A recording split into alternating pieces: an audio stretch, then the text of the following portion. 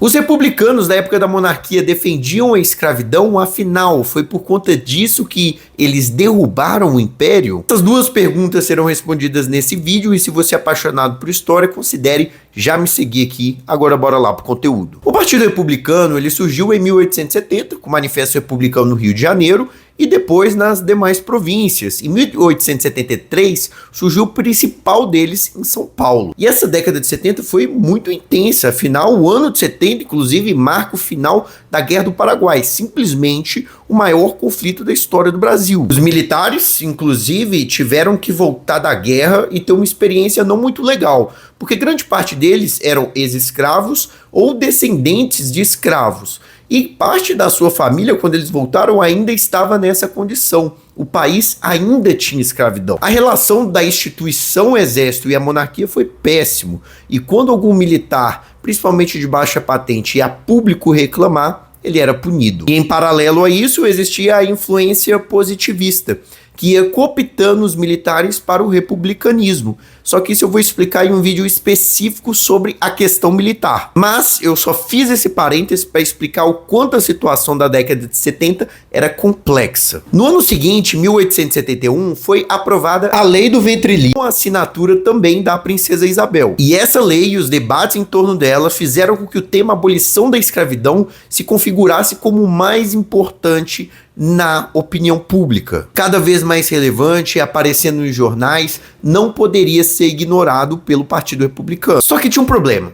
Se o partido declarasse ser contra a escravidão, ele perderia o apoio dos fazendeiros que apoiavam o partido. E já não eram muitos, porque não tinha tanta gente republicana assim. Só que ele se posicionasse contra a abolição, ou seja, o fim da escravidão, grande parte de seus principais nomes, como o próprio Luiz Gama, conhecido como advogado dos escravos, sairia e não manteria relação com o partido. Inclusive, o Luiz Gama não quis assinar o relatório final por conta da solução encontrada pelo partido. Eles mantiveram a chamada ambiguidade estratégica. Essa estratégia era simples. Eles falavam que o problema da escravidão foi criado pela monarquia, então a monarquia tinha que resolver, não cabendo assim ao Partido Republicano ter uma posição sobre isso. Assim, tentava agradar os dois. Independente de qualquer coisa, o Partido Republicano teve uma participação muito fraca na política em si.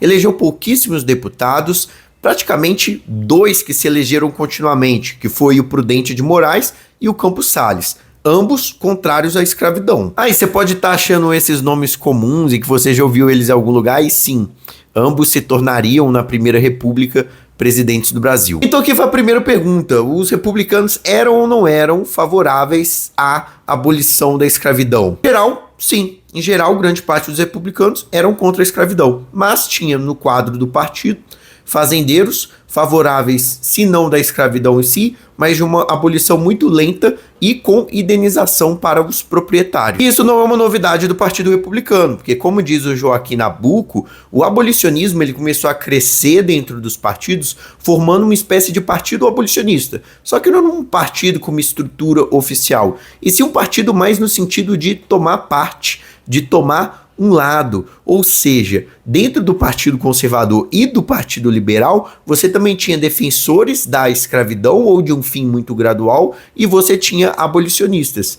A verdade é que o abolicionismo bagunçou essa estrutura e foi o grande tema da segunda metade do século XIX. O fim da estratégia de manter uma ambiguidade do Partido Republicano terminou só quando foi aproximando da Lei Áurea, que aí o partido se posicionou mais forte contra a escravidão, inclusive indicando para os seus membros alforriarem os seus escravos. Só que quando a princesa Isabel assina a carta, assina a Lei Áurea, depois que a lei ela foi votada tanto na Câmara dos Deputados e aprovada com ampla maioria, quanto no Senado, alguns fazendeiros passam a enxergar na República uma alternativa e sentem, de certa forma, traídos pela coroa.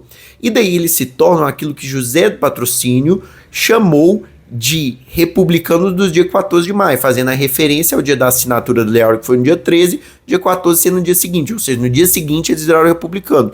Não tinham convicção, não se identificavam com essa ideia, mas simplesmente era uma revolta contra a monarquia. E aí surge a grande pergunta, né, que é a segunda pergunta que eu propus lá no início. Foi por conta disso que a monarquia caiu? Nunca existe um único motivo para alguma coisa dessa magnitude acontecer. E sem dúvidas, o fortalecimento do Partido Republicano e a perda de apoio da coroa favorece a queda do regime. Só que mesmo com esses reforços, o Partido Republicano era muito mais fraco do que o Partido Conservador e Liberal, tanto politicamente quanto economicamente. E esses partidos continuavam apoiando o regime monárquico. Aliás, quando a gente pensa que só os republicanos eram fazendeiros, compostos fazendeiros, não, você puxar o nome dos políticos conservadores e liberais, grande parte possuía terra, possuía fazenda, afinal, era um país em sua maioria rural, que era de lá que vinha a maior parte do capital econômico, e era uma política muito liderada pelas elites. Ah, mas isso é uma narrativa marxista. Não, o próprio José Murilo de Carvalho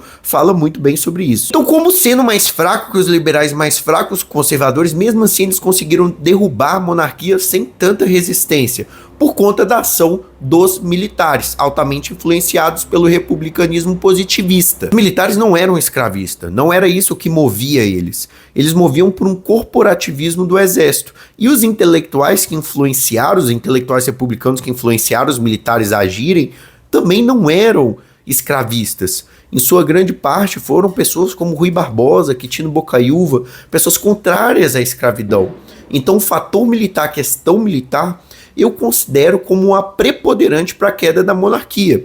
E daí também, quando o movimento começou a acontecer, não houve qualquer tipo de resistência, ele simplesmente seguiu o fluxo e continuou. É claro que no início ele começou contra o gabinete Ouro Preto e depois se voltou por um sentimento corporativista contra toda a monarquia, mas isso eu vou explicar no outro vídeo. Conclusão, respondendo as duas perguntas, os republicanos em sua maioria não eram escravistas, mas haviam sim vários escravistas dentro do partido, e por isso que o partido manteve essa ambiguidade estratégica até se aproximar da Lei Áurea. E o segundo ponto é que o Império ele não caiu por isso influenciou, teve impacto, mas eu não considero o impacto preponderante, apesar de ser difícil sempre de balancear o que teve mais impacto ou não. Eu acho que a questão militar teve muito mais peso, e eu vou deixar um artigo para vocês, fixado aqui no comentário, para vocês poderem se aprofundar sobre a relação do republicanismo e da abolição da escravidão. É isso, pessoal. Contribuiu sim, mas hipervalorizado. Normalmente as análises trazem isso com muito mais ênfase do que eu acho